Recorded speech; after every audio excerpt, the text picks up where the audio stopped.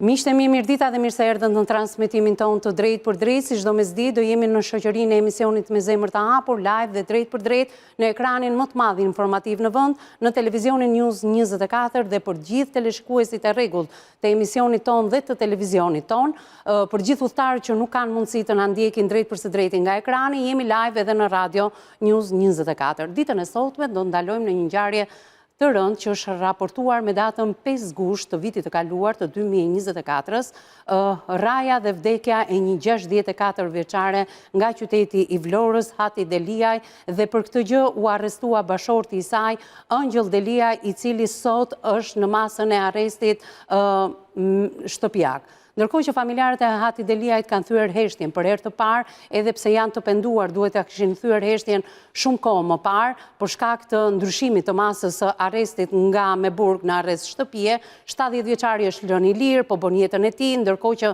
Hati Deliaj edhe në vitin 2020 gjatë kohës së pandemisë ka qenë strehuar pikërisht në qendrën e grave të dhunuara në Torino. Shansi i dytë që Hati Deliaj i dha bashkëshortit të saj, me të cilin nuk kishin fëmijë, Ëngjëll Deliaj ka vetëm 3 djem nga martesa e parë, me sa duket firmon si vdekjen e kësaj të fundit.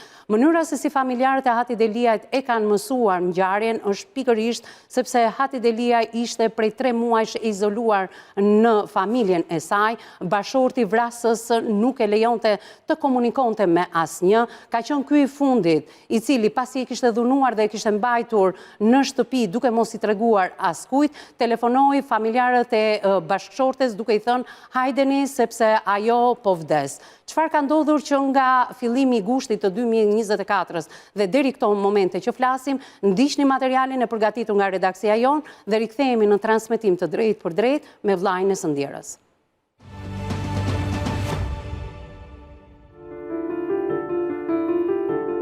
Historia që do të trajtohet ditën e sotme në studion e emisionit Me Zemër të Hapur është shumë e rëndë. Bëhet fjalë për të ndjerën Hati Deliaj, e cila humbi jetën më 4 gusht të vitit 2024.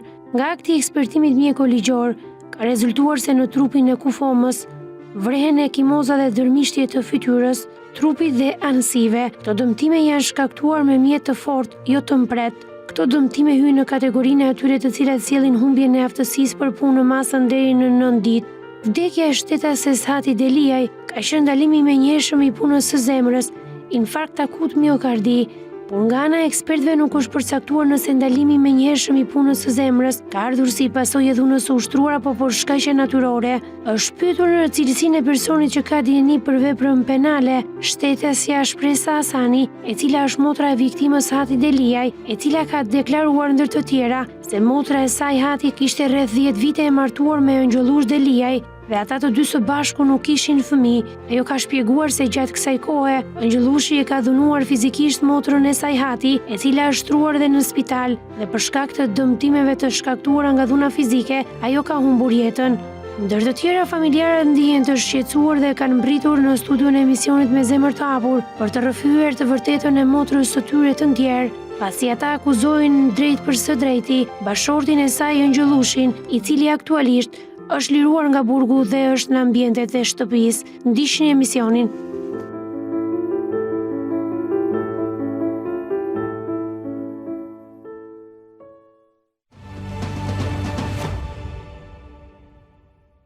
Mes lotësh, ju uroj mirëseardhjen zotit Gjergj Hasani, përshëndetje, mirë se erdhe. Faleminderit. Më vjen keq që kronika e përgatitur nga redaksia e emisionit Me Zemër të Hapur shkaktoi traumë tjetër tek ju, e përjetuat. Ju jap ngushëllimet e drejt për drejta tashmë nga studio emisionit Me Zemër të Hapur, ngushëllime që ti kam dhënë edhe më parë zoti Gjergji, më vjen keq për çfarë ka ndodhur me motrën tuaj.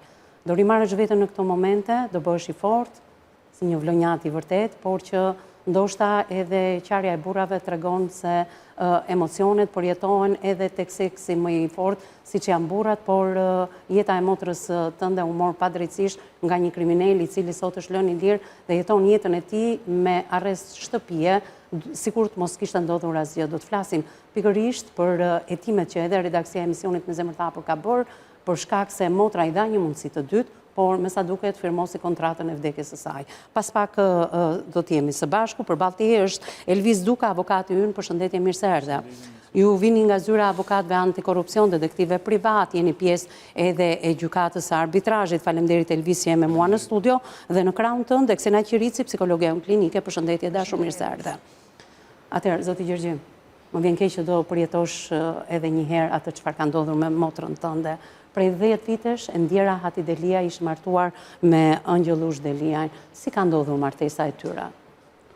Fillimisht para se të dëshmoj, dua të falenderoj televizionin tuaj nderuar dhe emisionin tuaj në veçanti, që na krijoni mundësinë që të vijmë të flasim për hallet e problemet tona me zemër të hapur, siç e ka dhe emrin emisioni juaj nderuar. Faleminderit shumë. Pastaj dua të jap kronologjinë e ngjarjes për të krijuar dhe ju një bindje të përgjithshme. Se si ka Para kronologjisa, mund të flasim pak si është njohur Hati me Ëngjëllushin, martesa e tyre në 10 vite, pastaj dalim tek ngjarja. Me ndërmjetësi. E kuptova.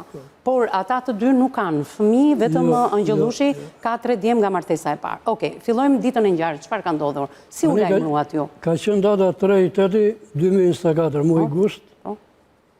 Unë kam qenë në shtëpi. Bashkë me burazerin, jemi në një hyrje, po jemi godina të ndryshme. Vllai merr një telefonat nga motra, nga shpresa, ka qenë rreth orës 20 e diçka, e 15:20 në mbrëmje. Dhe i ka telefonuar, e ka vënë djeni vllajin, pasi motra kishte marrë një telefonat nga një kushëri rajon, sepse kishte marrë Ëngjëllushi, kriminali, kishte marrë kushurirën e Hatit, motrës tuaj, kushurirën tuaj. Jo neve. Jo juve, kuptoj. E kupton çfarë bëhet? Po.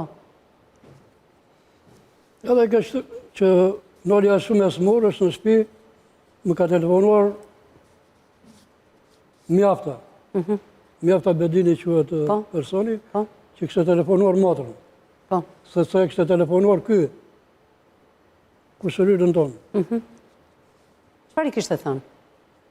Që Mjafta Nolja po vdes. Ne i flasim Nolja, po ajo e ka Hati në dokument. Nolja po vdes. Si ka mundësi, qa është ky muhabet? Edhe me njerë merë telefon motrën tonë, shpresën. Këtu është gjendje. Motra vijet në lëvizje, merë fillimisht vllajin e vogël në telefon, vllai më merë mua, dhe vetë merë telefon familjen e motrës tonë, të Ndjerë. Aty e del një mbes, mund të quash të tjerën, çupën e kushërit parë, që gjoja ishte dhe infermiere, se ashtu ka dëshmuar edhe në... Ja merë motra në telefon, dhe i del kjo mbesa e personit në fjalë. Motra detyrimisht e revoltuar në bazë të thënieve, më nxirr pak atje në telefonit, thotë. Si është gjendja, çfarë ka ndodhur? Fillimisht pasaj motra e merr me ato WhatsApp, se edhe unë nuk para i përdor shumë këto. Kur e shikon atë gjendje e motrën e tmerruar, pse nuk e keni çuar në spital? Qa prisni? Prisni të vdes aty në shtëpi. Dhe me njerë merë në telefon policin. Në bazë të thënieve të pak rëndësi kanë të asaj që quhet infermiere gjoja, mbesa e personit, gjoja ambulanca vjen me 30 minuta vonesë. Jo këshin marrë 127-ën, jo urgjencën kombëtare. Dhe si përfundim, vete ambulanca e merë motrën dhe urgjentisht e tërgon në spitalin rajonal të Vlorës. Në momentin e mbërgjës, nuk isha që isha me biciklet që vija nga ngjarja poshtë. Sa qoj bicikletën në shtëpi, se kemi afër aty me spitalin, personi në fjalë, dhunuesi, sa kështë edhe në dëshmin para oficerit policisë gjyqësore dhe ishte larguar. Përse nuk u arrestuar në moment këj person, që ishte dhunuesi direkt i motrës. U la i lirë dhe është arrestuar të nesërmen në datën 4, ka qenë ditë e diell. Qartë. Motra ka ardhur në një gjendje skandaloze. Nuk e imagjinon.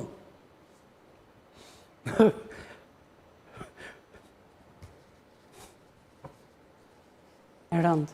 Pa mirë të mërshme. Nuk reagonde, vetëm dridhej, komplet. Filluar me terapi intensive, andej, këndej, asnjë lloj reagimi. Diabeti kishte shkuar 700. Vonde nga diabeti motra, për hir të vërtetës, por mjekojës dhe nuk ishte probleme. Biles në muajin mars të pati viti, sëmuret motra, rejtur komplet, këmbët, trupi, dhe i shoqi nuk e kështë të quar në spital, por detyrohet nipi bashkë me motrën time, me shpresën, e qoj në spitalin rajonal, Të Fierit, në spitalin turk, të Fierit. Jo, është mbrapa jo. është më mbrapa, po? Fillimisht dita e parë. Po. Të nesërmen ka shkuar në spitalin e Turkut, në Fier, memorial.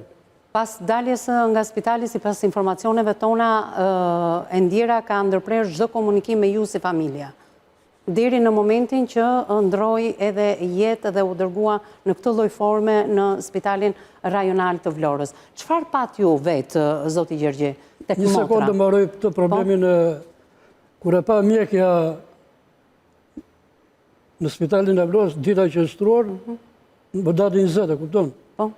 Është meruar, ku ke jetuar, në çfarë, në xhungël ke jetuar, që ke lënë vete në këtë gjendje? Përse e la ky bashkëshort në gjendje bashkëshortën e tij? Do me thënë ka qenë projekcion për t'i marrë jetën, në mënyra nga më të ndryshmet. Si që ja mori me dhunimin barbar që i bëri,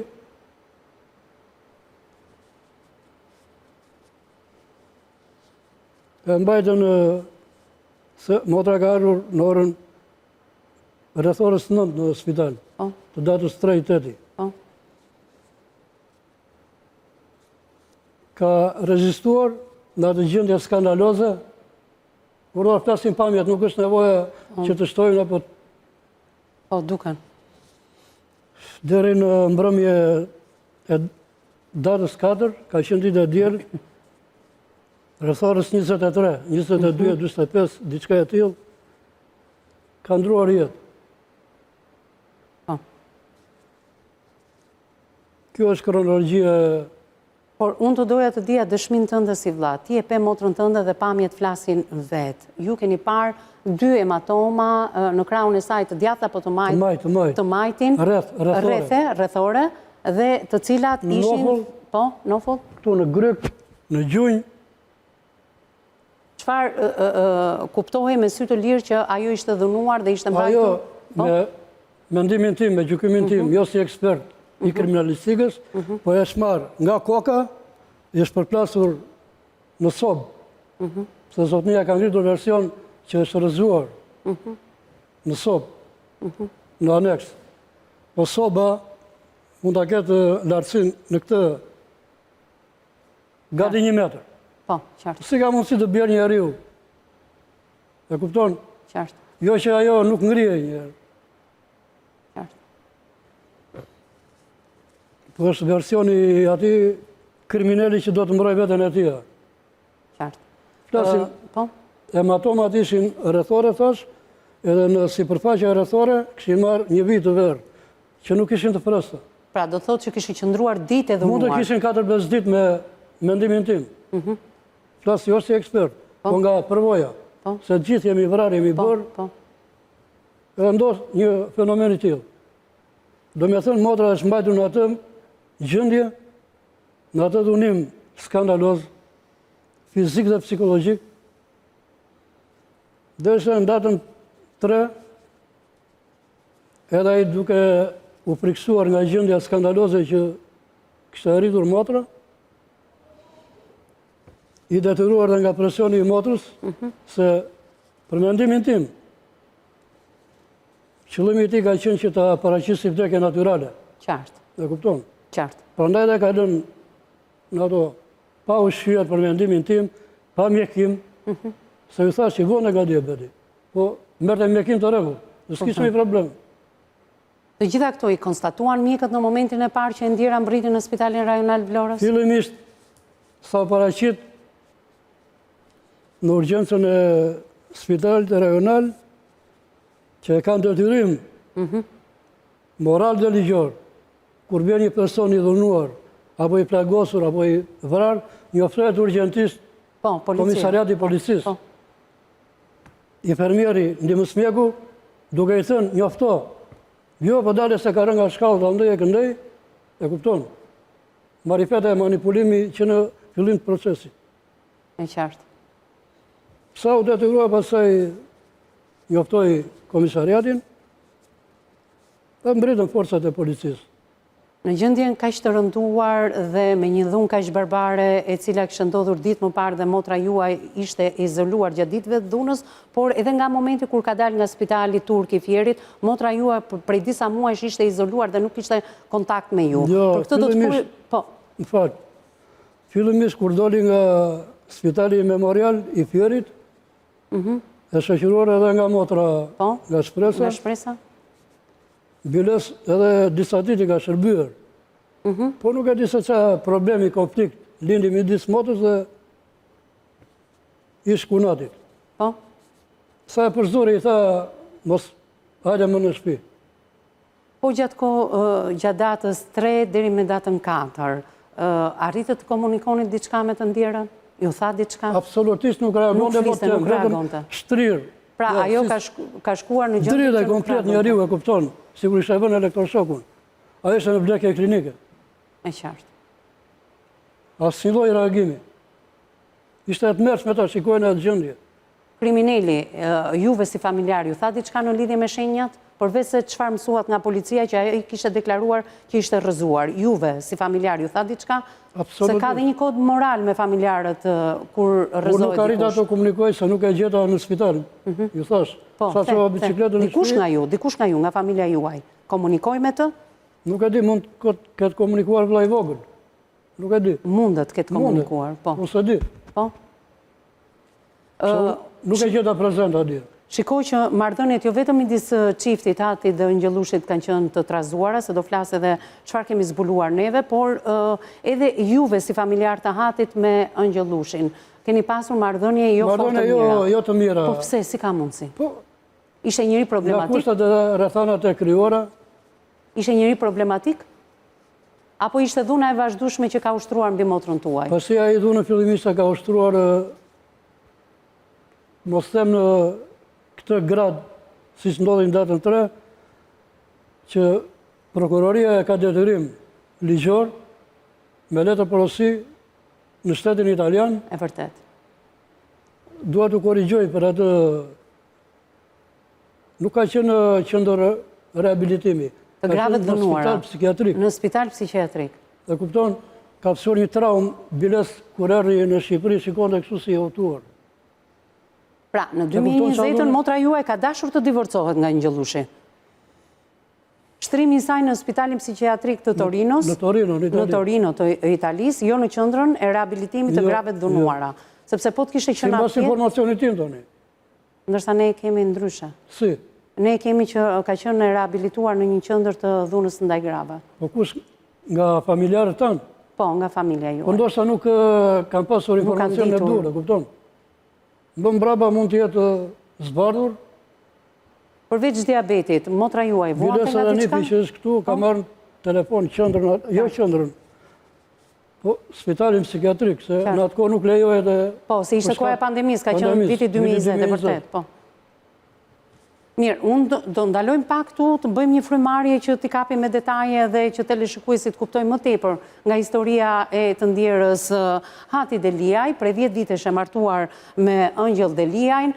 Me sa duket problemet e tyre ka nisur që herët, në këto 10 vite jo vetëm e ka dhënuar dhe jo vetëm Hati i ka dhënë një shans të dytë duke u kthyer nga Italia në Shqipëri, sepse kanë jetuar për një kohë të gjatë në Itali çifti Deliaj, motra juaj me sa duket firmosi, me sa duket shansin e dytë edhe kontratën e vdekjes së saj, dhe për të gjitha këto ne do flasim në pjesën e dytë dhe të tretë të këtij emisioni. Ndjekim publicitetin e parë dhe rikthehemi më njëherë në studio.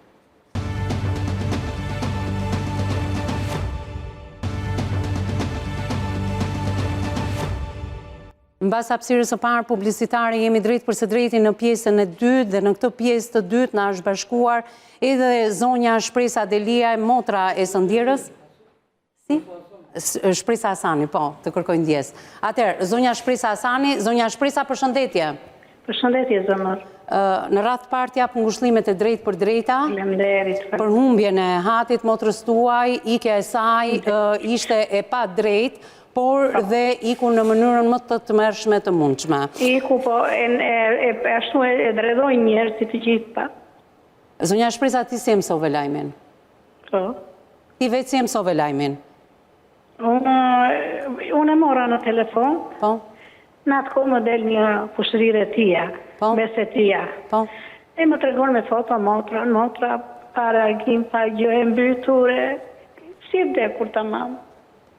E në atë kohë më pastaj, qa i keni bërë, i tasëm qa i keni bërë motrë, si të shumë. Në atë kohë marë policin. Edhe, se ta i e dhunoj e bëri, kishte 2 ditë, edhe nuk e qojnë në spital. Në atë kohë që mora unë t'i thash do bje policin, në atë kohë e morë në të erdi ambulantën, që po më bishte gjurmat pastaj. Juve fillimisht ju ka lajmëruar kushurira juaj, apo jo? Jo, kushurira ime më lajmëroj këtu shnolja së murta. Angjëllushi, pse kishe marrë kushurirën dhe jo juve? Telefon, atë kohë, sa më pa ju, unë mora në telefon. Kur shikoj, ishte të shëndëruar si njeri fare, ishte, bërë. Qartë. Me pojnë këtu të mbytu në gryke, në fullat të thyra, dhëmbët të thyra që kishte porcelan, të thyra të heqju në vëndi fare. E qartë. Po, edhe të soba ati gjeta një qekan, gjoja kishte qare. Ti ke ka thyrë më të atë të gjami sobës ati ishte dhe një qekan i vogël ati. Po kanë tregoj edhe policisë po tregova. Pra, fillimisht, motra juaj e ndjera ka qenë izoluar, është torturuar dhe është mbajtur ashtu deri në momentin... Shumë e torturuar. Ai, unë veja, ditë për ditë, 3 dita, ai më ndoqi nga shtëpia, mua i këta shtëpia ime më thamë. Sa kohë kishte që kishte izoluar motrën tuaj për të mos komunikuar me ju? Një muaj. Një muaj ju nuk ishit informacione për të ndjerën, apo jo? Vente motre madhe, që i qonte në një për të ngërën, vente, bëja unë qote motra, mua më përzuri, e i tha. Megjithatë, kushurira juaj ju lajmëroi dhe çfarë ju tha? Çfarë i kishte thënë Angjëllushi kushurirës? Që Nolja po vdes. Nolja po vdes, vetëm kaq.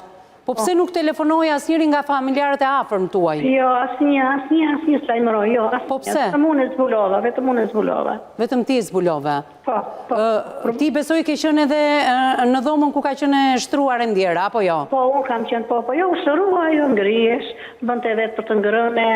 Jo, ti flet për pjesën që i ke shërbyer gjatë smundjes, unë po flas për fillimin e gushtit të 2024-s, për momentet e fundit të saj. Arritët të flisnit me të ndjerën? Jo, nuk folë. Ajo ishte e shokuar, nuk fliste, vetëm si të hapur edhe nuk fliste. A jeni përballur ndonjëherë me kriminalin? Çfarë ju ka thënë për shenjat që motra kishte? Unë jam përballur dhe jam zënë. Ja, je zënë. Çfarë shenjash kishte motra juaj?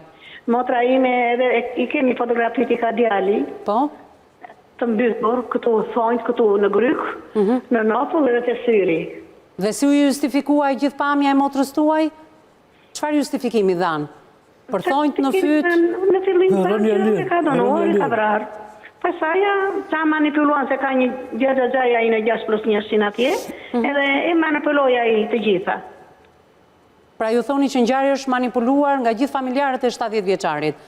Po. Fillimisht ai u la me arrest me punë, edhe nga mjekësia ligjore. Po, do ta nga mjekësia të gjitha, ai ka dashu të gjitha, i djalë Xhaxhait ka paguar para. E qartë, nga arresti me burg, ai aktualisht është në arrest shtëpie dhe bën jetën e tij bën jetë normale, ai për çfarë? normale. Motrën e la pangrën e papire la. Zonja Shprisa, gjatë 10 viteve që kanë qenë të martuar, çifti Deliaj, motra juaj dhe Ëngjellushi, a mund të më thuash pak edhe sa herë të tjera ti e ke ditur dhunën që Ëngjellushi ka ushtruar? Gjithmonë i thoshim gjithmonë lere, po asaj vinte zonë se ishte një femër me sedër të madhe. Pra, ju e keni ditur që dhunohej, apo jo? Po, iku dhe nga shtëpia atje në Torino, e vajti në spital atje ka qenë shtruar e të gjitha. Po pse i dha një shans të dytë? Se ky shans i dytë duket sikur firmosi kontratën e vdekjes së saj. Po, patjetër.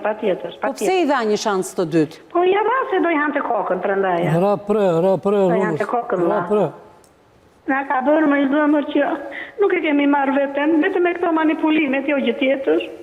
Shiko, a mund të më thuash ti vetë si motor? Pa ushqyer, pa ngrënë që erdhi këtu, sa. Pra në spital me datën 3 ka shkuar e pa ngrënë, e pa ushqyer, e rrahur, e torturuar? Thanë doktorat, të gjithë. Të gjithë thanë doktorët. Po mjeku ligjor nuk ka thënë ashtu se? A ishë ma shtrus. Në qartë. Zonja Shprisa, a mund të flasim pak për marrëdhënien e të ndjerës me Ëngjellushin?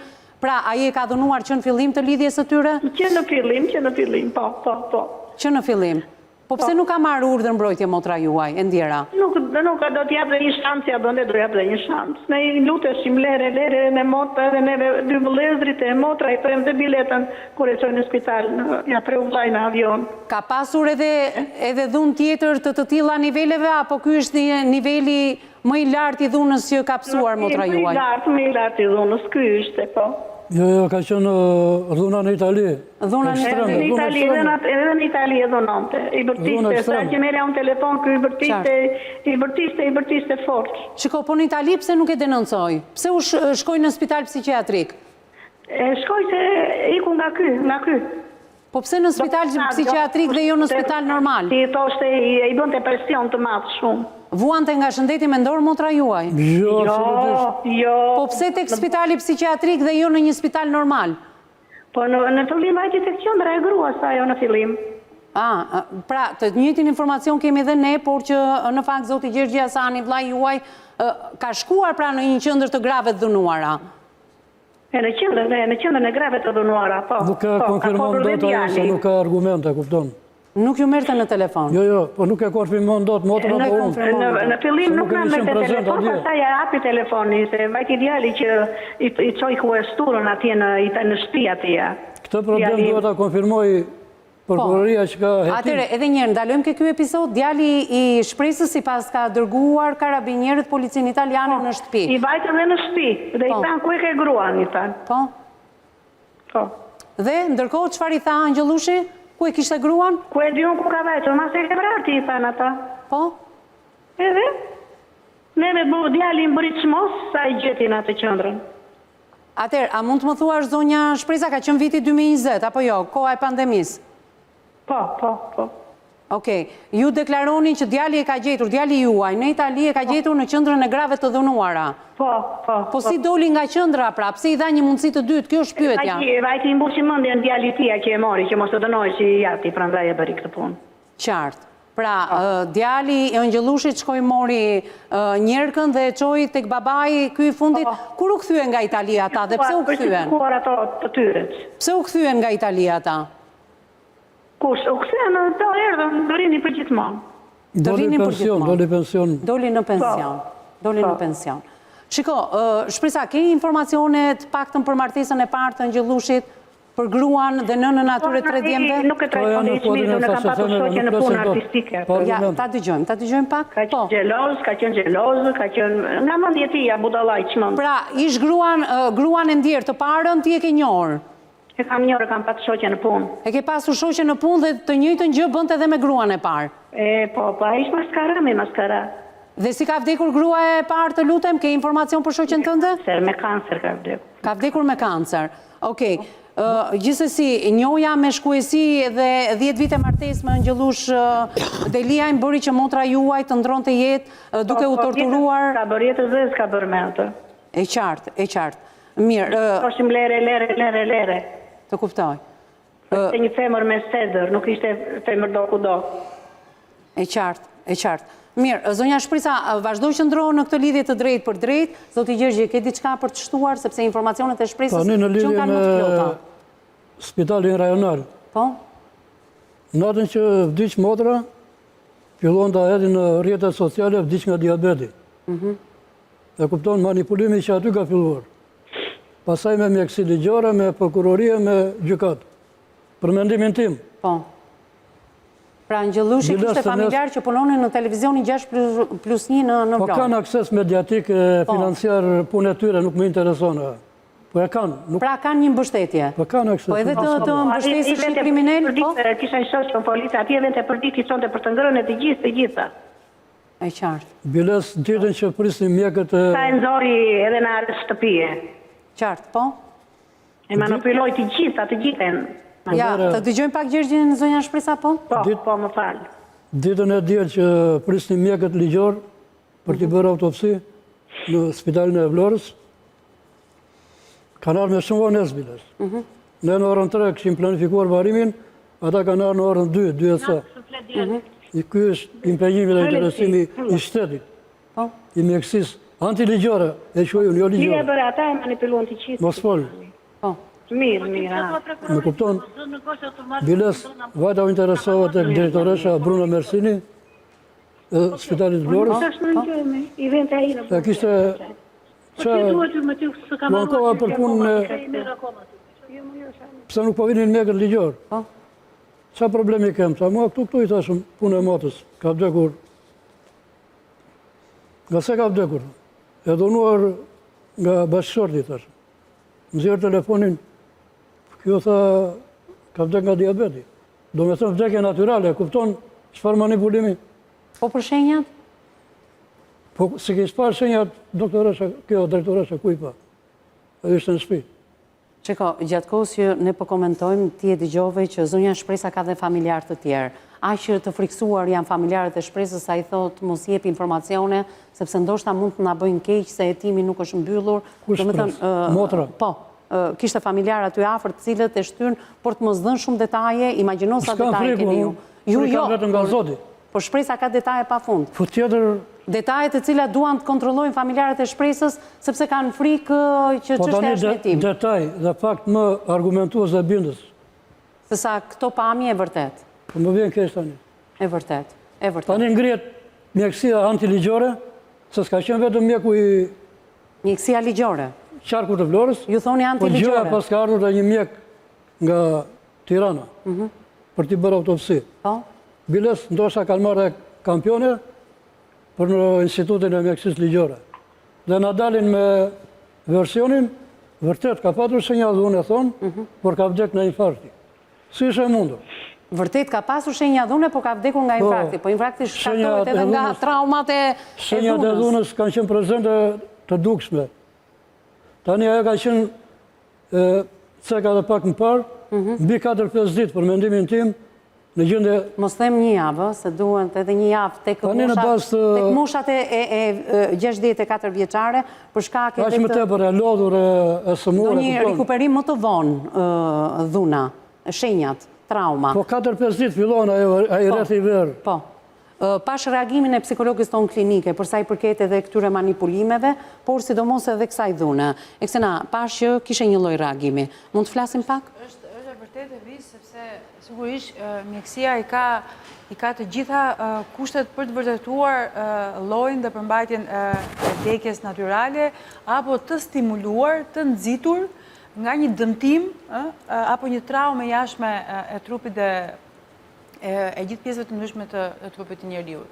Dhe sigurisht kjo të bën sigurisht që të tronditesh, sepse si shtatë dhe zotëria, pra të gjithë kemi një lloj informacioni të cilën kuptojmë se çfarë ndodh me një sëmundje kronike, nëse kjo sëmundje kronike qëllimisht lihet pa u trajtuar, edhe kjo është... konkretisht.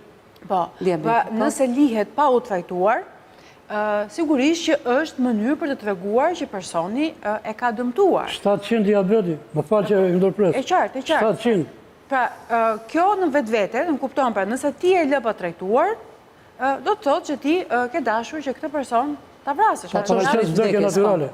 Dhe si të tillë, pra dhe mjekësia ka mundësi të kuptoj se çfarë do të thotë, pra nëse personi e ka marrë mjekimin, pra është e mundur që të bësh analizën e ka marrë mjekimin, është ushqyer, pra këtë e kupton, ka një traumë të jashtme, të gjitha këto janë faktorë që dominojnë një analizë mjekësore dhe përjashton vdekje natyrale.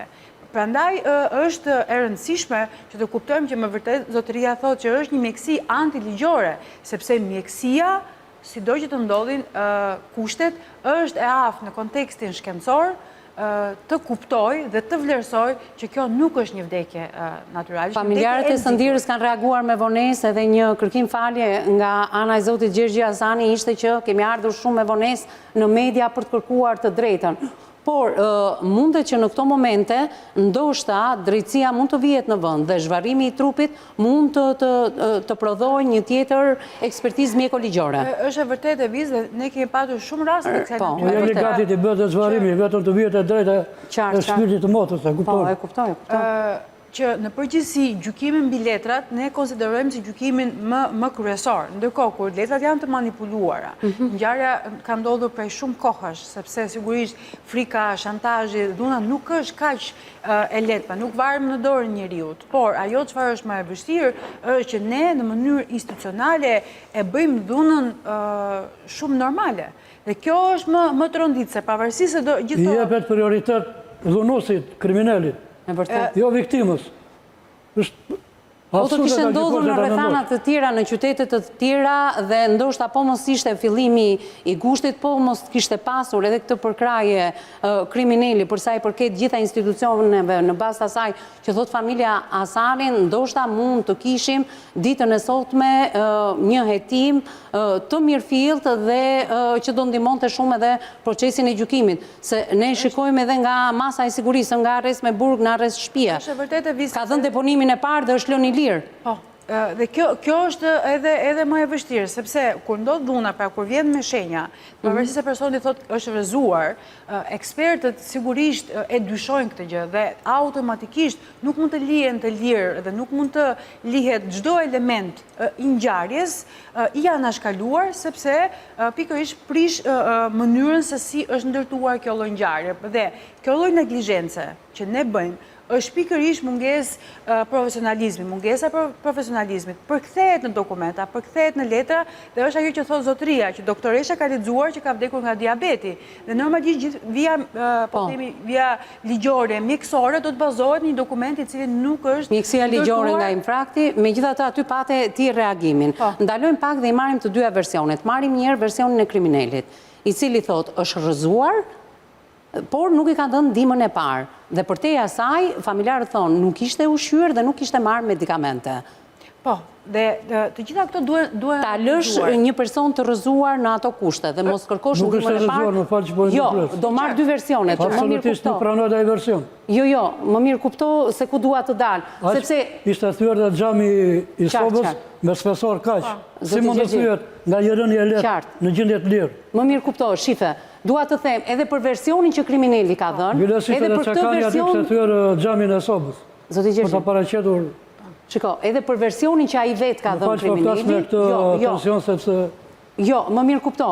Edhe me versionin që kriminali ka dhënë për veten e tij, edhe aty prokuroria e ka fajtor. Por çfarë arsye dëgjojmë pastaj do dal tek versioni i së vërtetës. Do ndalojmë pak këtu. Tek versionin që ka dhënë kriminali. Dhe pikërisht analizohen detajet. Pra, nuk ka kërkuar ndihmë, ka lënë disa ditë në shtëpi, nuk e ka ushqyer, nuk ka dhënë medikamente. Dhe kjo përbën visi vepër penale apo jo?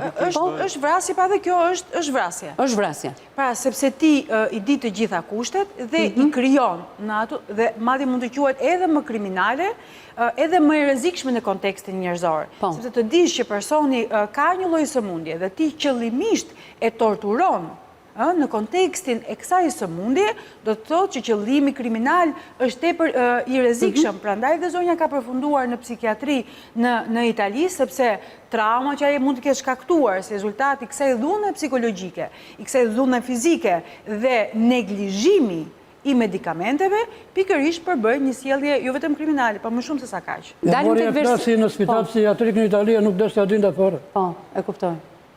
Dalim tek versioni i vërtet i ngjarjes që tregon familja Hasani në këtë studio, por do t'i zbulojë dhe avokati në gjithë deponimet që janë dhënë. Mjeku ligjor thotë ka vdekur nga infrakti pavarësisht shenjave dhe dhunës që ka pësuar.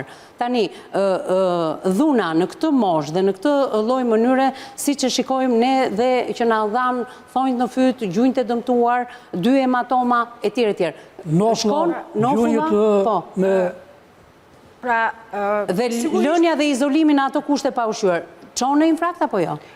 Patjetër që nëse ti këtë sëmundje e le pa trajtuar, sigurisht që ajo do të përbëj një moment kryesor që mund të jetë infrakti. Shkaku i infraktit duhet ishte thënë nga mjeku ligjor. Më falë që po në lodh organizmi vajti në gërje i themi në andej nga Vlora, s'kishta ku t'jep të më. Pushoj zëmra së rauri. Po, patjetër, për këtë po flasë. Jo ma paraqet mua ati me argumentin, vërtet kishte shenja dhune, por diq nga infarkti. Qa logika është kjo? Kush i ha këto dokra të mjekësis antiligjore? Në momentin e ndrimit të jetës, sigurisht, ky ka qenë elementi mjekësor. Por mjekësia bën një analizë paraprake, cilat kanë qenë faktorët të cilën kanë quar në këtë lloj infakti. Pra ka qenë dhuna, abuzimi, pra ka patur elementet të tjera, të cilat e kanë quar pra këtë lloj pra vdekja është e kësaj natyre. Por mund të ndodhi që sëmundja e trajtuar si rezultat i ecurisë së sëmundjes, sigurisht sjell pasojën përfundimtare në aspektin shëndetësor. Por në këtë rast ka elemente mjaftueshëm që tregojnë që kjo po themi vdekje me këtë lloj sëmundje është nxitur e parakohshme. Nga dhuna e qartë. Dhe si e tillë konsiderohet e qëllimshme që të shkohet në këtë lloj përfundimi. Dhe këtë sigurisht mjekësia e provon që vërtet është ky lloj shkaku, por ky lloj shkaku sigurisht që ka një historik përpara. Pra nuk është se ka ardhur si rezultati një mjekimi të kujdesshëm, një ushqyerje të kujdesshëm, një trajtimi dhe zotëria e përmendi në situatën e parë mjekja kishte thënë ku jeton në xhungull, pra do të thotë që është lënë në mënyrë të qëllimshme që të degradojë sëmundja në para se të ndodhte ky fenomen, e ka provuar disa herë zotëria, me sa kuptohet. Është paralajmëruar disa herë. Megjithatë, 10 vite dhunë ndaj 64 vjeçares, e cila në mesin e listave të 10 grave të dhunuara që më pas kanë gjetur vdekje nga bashortët e tyre, shtohet edhe emri i Sëndirës Hati Deliaj, e cila ndroi jetë në fillim të gushtit të 2024-s. Ndjekim hapësirën e dytë publicitare dhe rikthehemi në pjesën e tretë dhe të fundit të emisionit.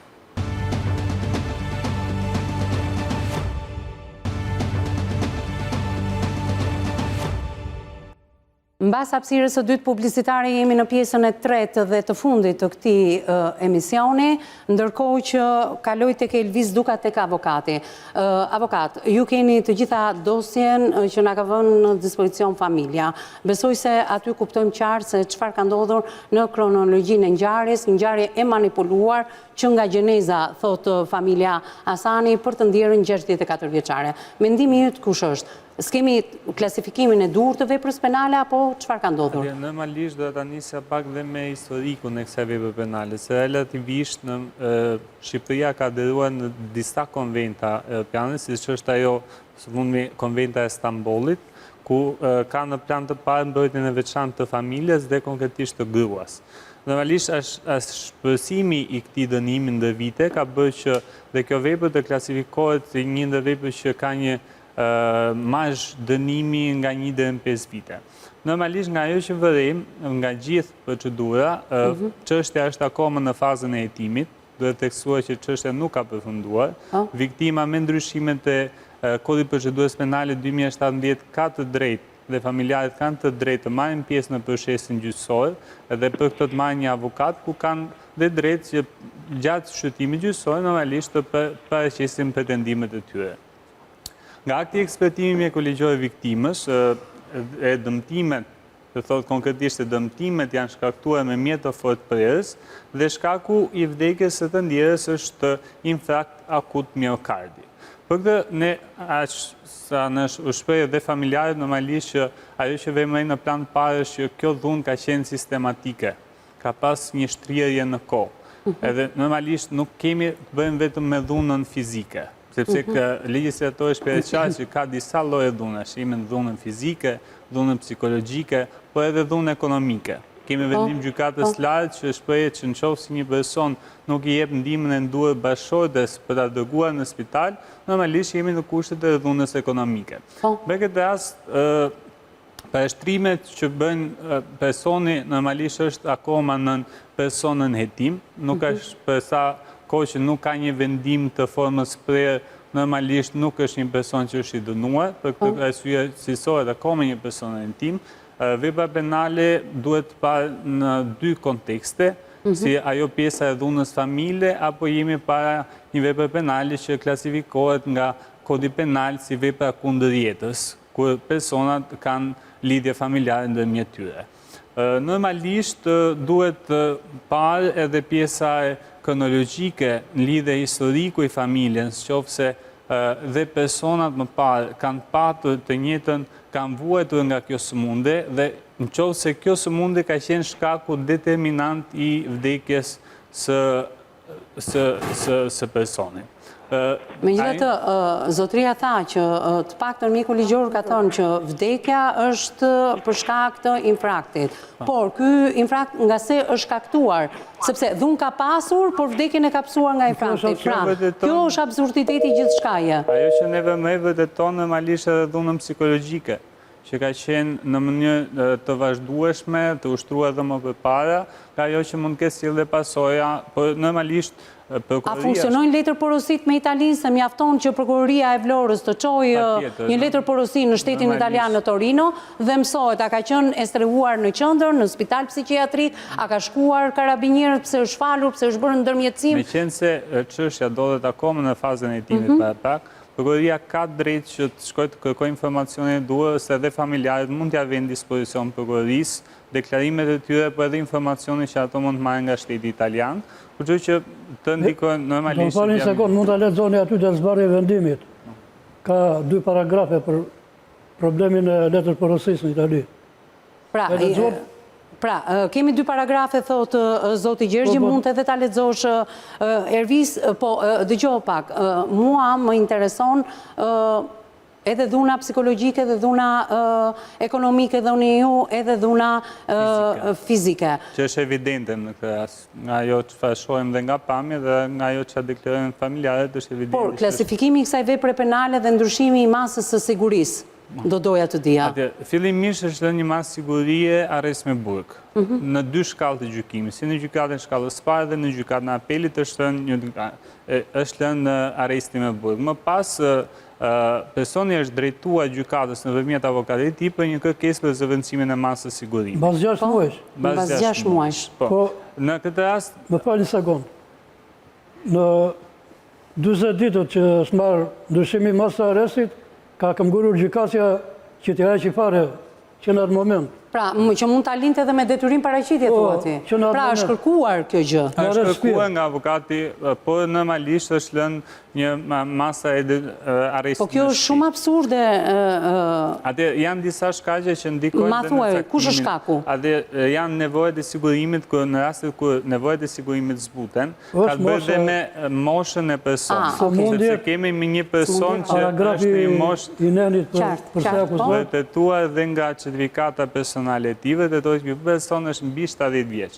Edhe parashikohet qartë që për ato vepra penale, që janë deri në 5 vite, normalisht nuk mund të parashikohet një arresti në burg për një person që ka mbushur moshë 70 vjeç.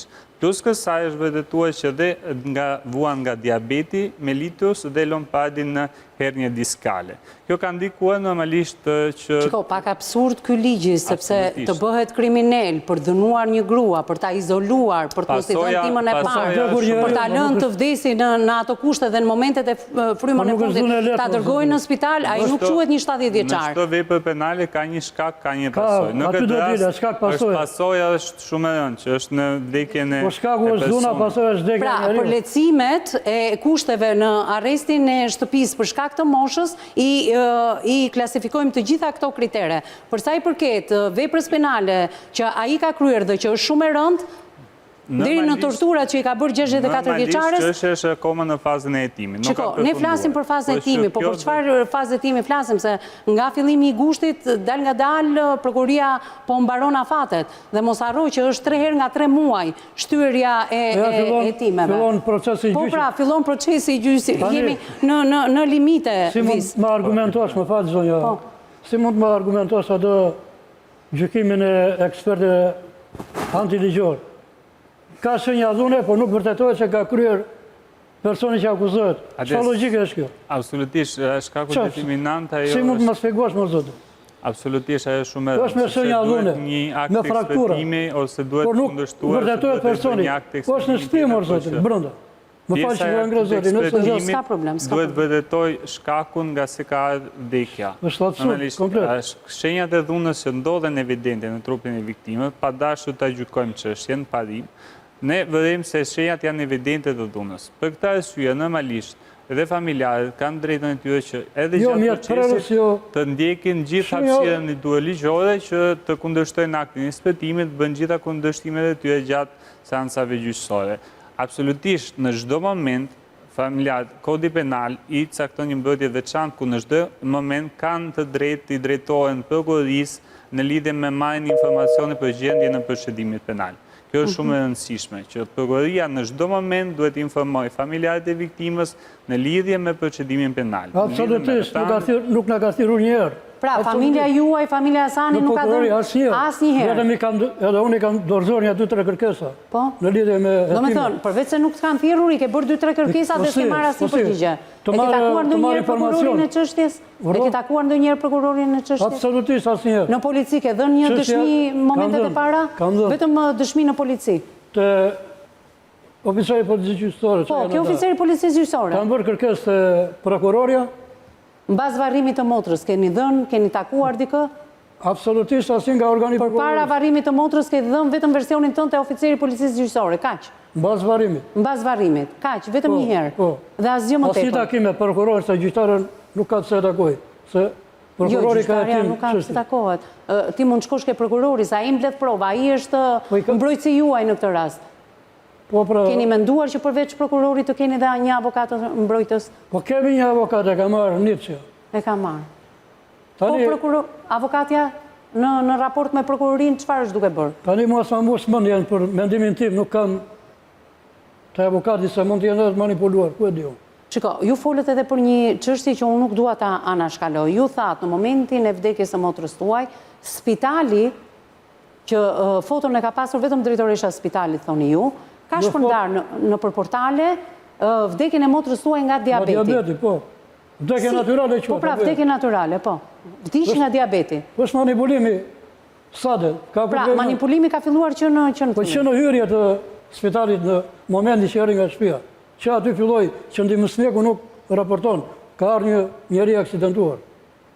Qartë. Agresori e paraqet si rënje nga shkallët. Po. Më mbrapa e paraqet si. Pra, ka ndryshuar versioni, njërë nga shkallët, njërë ka tek soba. është absurditet komplet. Pra, nuk ka mbajtur një version. Organe ligjvatuse se si referojnë në këto mënyra. E qartë.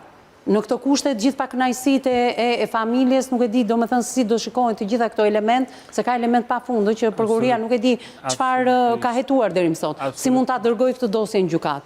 Absolutisht, ka edhe shumë punë për të bërë. A ka detyrim prokuroria të thras familjarët e viktimës? Po, patjetër.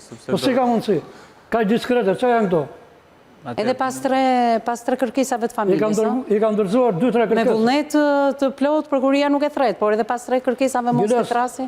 Merri përgjigja nga krye prokurori një me mbiemër Shqari, nuk e di. Çështja është në hetim, kaq, vetëm kaq din. Çështja është në hetim. Kjo është të lasduar. Gjithsesi. Pastaj përse duhet ajo aty në zbardhjen e vendimit që nuk ka qenë e regjistruar në bashki apo në qendrat e Ato flasin informacion, informacioni është vetëm për Republikën e Shqipërisë. Që nuk ka kërkuar urdhëmbrojtje. Që nuk ka kërkuar urdhëmbrojtje, por që ato normalisht evidente janë edhe thëniet e familjarëve dhe dëshmitë e familjarëve dhe dëshmitë e dëshmitarëve që mund t'i japin në çdo moment pranë organit gjyqësor. Tash unë nuk jam jurist, po kjo është A shiqare fare, vrasje për shkaqe familjare më të drejt. Dhe nuk duhet ishim përballë atij klasifikimit të veprës penale. Absolutisht. Normalisht mund ndryshoj klasifikimi i veprës penale nga dhuna në familje në vrasje të rrethana të tjera cilësuara, kur kanë dikush të afërt, normalisht marrëzhi i dënimit është më i lartë, por që ajo ne i bëjmë thirrje me që jemi dhe në transmetim, normalisht prokurorisë që të bëjë gjithë hetimin e nevojshëm në zbardhjen sa më shpejt të ngjarjes, sepse normalisht një drejtësi e vonuar normalisht është në dëm të familjarëve, në dëm të gjithëve. Për këtë arsye, si mund të bëhet ndryshimi i klasifikimit të veprës penale, mos jemi përballë kësaj që kemi por vdekje për shkak të rrethanave familjare. Gjithçka varet nga organi procedues, i cili mund të bëjë rikualifikimin e veprës penale mbas të rrethanave të ngjarjes, nga akti i ekspertimit, normalisht edhe thëniet e dëshmitarëve dhe rrethanës se si ka rrjedhur ngjarja, që mund të shkojnë në shkakun determinant që është shkaku dhe pasaj vdekja pasoja e veprës penale që është në këtë rast. Pra, është kompetencë e prokurorisë, organit e hetimit, që e ka ngritur fillimisht të gabuar. Pra, duket sikur edhe prokuroria vetë në vend të ishte në krah të viktimës, sepse viktimën mbron prokuroria, së bashku familja pas ka marrë edhe një avokat që nuk qenë kanë të kënaqur. Ka drejt që viktima bëhet me një avokat, kështu që avokati normalisht mund të referojë të gjithë procedurën ligjore, të bëjë gjithë kërkesat e nevojshme. A mund të ndodhi ndryshimi i klasifikimit të veprës penale në fillim të procesit gjyqësor? Pra, gjyqtari të kuptojë se edhe gjatë procesit edhe gjatë procesit mund të ndodhi e gjithë kjo. Por është në dorë ndoshta edhe të prokurorisë tani. Absolutisht edhe të avokatit familjes. Si ka mundësi që prokuroria e ka klasifikuar të tillë veprën penale? Gjithçka varet nga akti i eksploatimit, sepse normalisht akti i eksploatimit të sjell një pasojë dhune, e cila një vdekje e cila thotë që nuk ka një pasojë e ardhur nga veprimet e dhunshme të bashkëshortit, por që është e dhunuar, jo, e dhunuar, por vdekja për shkak të infraktit. Tani, kjo duhet kishte kërkuar diçka më tepër prokurori, mendoj. Normalisht Instituti i Mjekësisë Ligjore është organi kompetent i cili mund vendos lidhje me një akt eksploatimi apo dhe kundërshtimet që mund kenë familjarët, që mund të ndjekin gjithë rrugën ligjore, që t'i adresojnë edhe te organi procedues dhe më pas dhe në gjykatë. Shiko, ne folëm edhe për diçka tjetër, edhe sepse e pash që zoti Gjergji kur e prek këtë, edhe në qoftë se ne marrim, siç e ka marrë prokuroria, dëshmin e autorit. Atëherë, ky autor që pretendon se është rrëzuar, pse nuk e ka dhënë ndihmën e parë? Pse ja ka mohuar këtë gjë? Edhe sikur, e marrim gjithmonë në thonjza këtë gjë. Sepse përsëri rëndohet pozita e tij, Visi. Këtu dua të ndaloj pak. Është mbajtur mbi 4-5 ditë, kupton, mbi 4 në atë gjendje. Edhe sikur të jetë versioni i tij, që nuk është as pak i vërtet, thon familja, po. Ajo normalisht në fazën e mbylljes së hetimeve do me gjithë deklarimet e nevojshme mendojnë lidhen me deklarime përfundimtare që mund të ketë personi dhe rrethanat e ngjarjes. Por normalisht këto e rëndojnë pozitën e personit sepse janë disa deklarime të ndryshme që ka thënë në disa fazat e hetimit.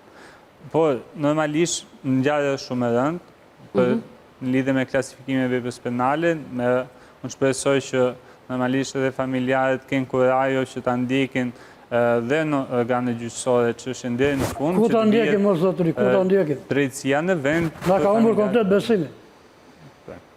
Tani kisha një pyetje. Në momentin që është bërë ndryshimi i masës së arrestit, avokati që kemi ne, pa dhe e dëmtuar, ka të drejtë të jetë në seancë në gjyq? Po, normalisht ka drejtë. Nuk është thirrur nga... Nuk është thirrur. As nga prokuroria, as nga gjykata. Jo, kërkesa e zëvendësimit masës bëhet me prani vetëm me dyert të mbyllura, e cila është... Jo, nuk ka rëndësi. A duhet ishte i pranishëm avokati i sëndierës, i familjes Hasani? Po, duhet ishte. Po, ndërkohë nuk është thirrur. Është bërë gjithçka në fshehtësi. Pra, kuptohet qartë që këtu po mbrohet autori. Dhe përmbrojtjen e autorit me sa duket që ka përfshirë dhe prokuroria. Po ka edhe organe ku mund të kërkosh ndihmë dhe ta vësh përpara përgjegjësisë të prokurorit. Po vetëm vetë takoj Artur Metani, zotin Artur Metani, që nuk kam si e takoj dot. Vetëm tek ai ka ngel puna. Po, nëpërmjet avokatit mund të dërgoni dhe shkresa të drejtë për drejtë, a? Po kemi dërguar nga ka kthyer përgjigje. Te ile prokurori përgjithshëm. Të gjithë. Dhe asnjëherë s'e marr përgjigje. S'ka përgjigje aktualisht. Vetëm çështja është Kjo është absurde, që gratë të vriten të torturohen, të dhunohen, siç është edhe në rastin konkret, është mbajtur izoluar, e ka torturuar me ditë të tëra dhe mirë që autori manipulo ka gjithë qytetin e Vlorës dhe arsyet i dha familja Hasani, po si ka mundësi një prokuror në detyrë, duke nisur edhe nga klasifikimi i veprës penale, ndryshimi i masës arrestit, familja nuk digjë vetëm kur e shikon që është në arrest shtëpie për shkak të atyre kritereve. Kriteret të cilat nuk i mjaftuan vrasësit për ta torturuar 64 vjeçaren. Dhe nuk ishte era parë, se nuk e di si ka shpëtuar, si? Nga vlerësimi, nuk është vërtetuar tortura.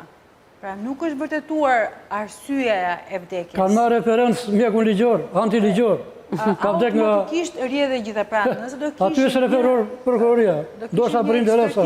Sepse kanë luajtur, pra zotëria e ka njojtur sëmundjen se, me sa po shohim, edhe ai vetë vua nga diabeti. Pra do të thotë e njeh curinë e sëmundjes. Dhe kanë luajtur me sëmundjen kronike dhe aktin final, apo momentin final të vdekjes së zonjës. Dhe pikërisht kjo është arsyeja që ai e ka lënë. Pra, kemi një kriminal si pas fjalëve të tua të mirë strukturuar, që e ka ditur ardhjen që prej shumë vitesh ka jetuar në Itali, në Itali ka kërkuar ndjes dhe janë lutur familjarët, e di efektin e drejtësisë në Itali, kanë ardhur për të jetuar këtu dhe e di shumë mirë mbrojtjen që do kishte në Vlorë. Kjo është ajo që analiza që mund t'i bëjmë. Vendin tonë të çuditshëm dhe nuk e zbulojmë dot dhe gjithmonë mbetemi të habitur se si institucionet nuk japin zgjidhje. Pra ne flasim për dhunën dhe në asnjë moment nuk e mbështesim amnistohet agresori viktimën. Por ne stimulojmë pra në këtë lloj mënyre se si gjykojmë dhe vlerësojmë në mënyrën profesionale, ne stimulojmë vazhdimin e dhunës. Agresorit të jetë sa më agresiv ndaj dhunës.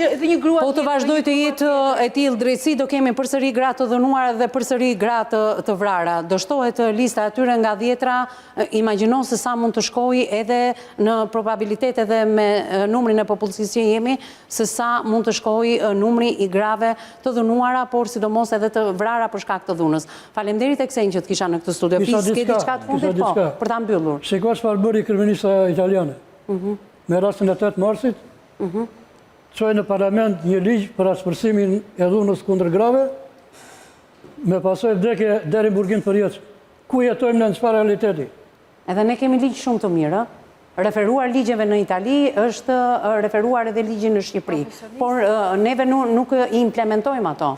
Unë e thash pak më parë, këtu është klasifikuar si një krim zgjedhor. Vdekja e motës time? Asnjëherë jo. Një krim zgjedhor, 1 deri 5 vjet. Që dalë ku je dhe mund të e kupton çfarë bëhet. Se mund të kemi besim te kjo drejtësi. E vërtet. Visit falenderoj apo ke diçka për të shtuar? Jo. Një këshill ndoshta si profesionist? Një këshill është që duhet të ikën gjithë rrugën ligjore, normalisht hapësirë ligjore që familjarët që kanë, normalisht me durim, pasi duhet kenë besim të drejtësia. Ne jemi akoma në fazën e hetimit para prag, kështu që jemi akoma në një fazë që nuk është dhënë një vendim i formës për, kështu që duhet të ikën gjithë hapësirën e tyre ligjore nëpërmjet avokatit në lidhje me informimin dhe rrethanat të çështjes. Faleminderit edhe një herë vizit kisha në këtë studio, zoti Gjergji. Ju e dhatë edhe apelin, por do më thuash edhe një tjetër të fundit, fuqishëm. Unë ju falenderoj nga zemra që na krijuat këtë mundësi për të shprehur hapur fare dyshimet apo hipotezat që kemi ne, jo hipotezat sepse janë të vërteta të gjitha. Ju falenderoj çfarë të ndani. Nuk e di në qoftë se kam shpresën të marrë edhe një apel të shpresës çfarë do kërkoj dhe ajo si motor, drejtësi deri në fund për Hati Delia, 64 vjeçaria e cila u dhunua, u torturua, u mbajte izoluar deri në datën 3 gusht të 2024 dhe gjeti vdekje në spitalin rajonal të Vlorës, gjithçka e manipuluar, ndërkohë që akuzohet në mënyrë të drejtë për drejtë, jo vetëm nga familja Hasani, por edhe besoj nga drejtësia, Angjëllush Deliaj, 70 vjeçari i cili e mbajti në të tilla kushte dhe me sa duket 64 vjeçaria ishte vrar, ishte në fakt dhunuar edhe në shtetin italian, por firmosi rikthimin, mundësinë e dytë me dorën e saj për të gjetur vdekjen në duart e 70 vjeçarit. Ndërkohë kam zonjën shpresa, ju lutem regjia? është larguar zonja Shpresa, e rimarim pak, ju lutem të dëgjojmë edhe fjalën e fundit të Shpresës. Do më falni dhe diçka. Po.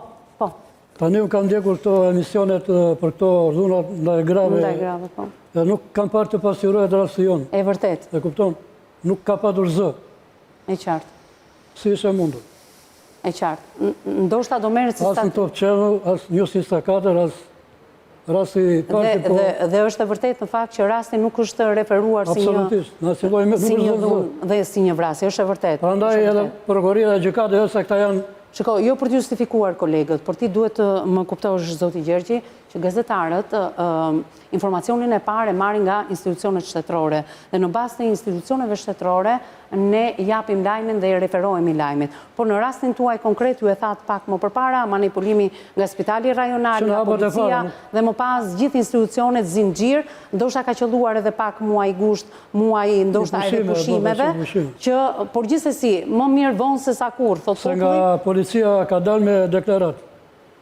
Teksa ka qenë në transmetim të drejtë për drejtë, Shpresa motra juaj nuk është ndjerë mirë dhe është larguar, unë do doja edhe një mesazh për saj, por unë të falenderoj për prezencën në këtë studio të shkuara edhe zonjës Shpresa, nuk është ndjerë mirë dhe kuptohet se për çfarë, ndërkohë të gjithë ju miq që na keni ndjekur drejt përse drejti ditën e sotme në ekranin e televizionit News 24, jepni mendimin dhe opinionin tuaj në lidhje me temën e ditës në rrjetet tona sociale, në Facebook dhe në Instagram, na gjeni emisionin me zemër të hapur, aty bëni dhe denoncimet tuaja për të bërë pjesë e kësaj studie. Faqja jonë e Facebookut automatikisht shkohet edhe në Instagramin ton. Të gjithë ju që doni të denonconi, keni numrin në dispozicionin tuaj fiks dhe celular, mund të na shkruani në gjitha platformat, WhatsApp, Viber, Messenger, me një redaksia e emisionit me zemër të hapur do t'ju përgjigjet në kohë rekord. Të gjithë ju që nuk jeni pjesë e rrjeteve sociale apo nuk i përdorni dot ato, dërgoni dhe letrat tuaja në adresën Lagja Alidemi, ish uzina autotraktorëve në zonën e Shkozës pranë banesave sociale, mund vini dhe fizikisht pranë zyrave tona. Ndërkohë emisionin në plot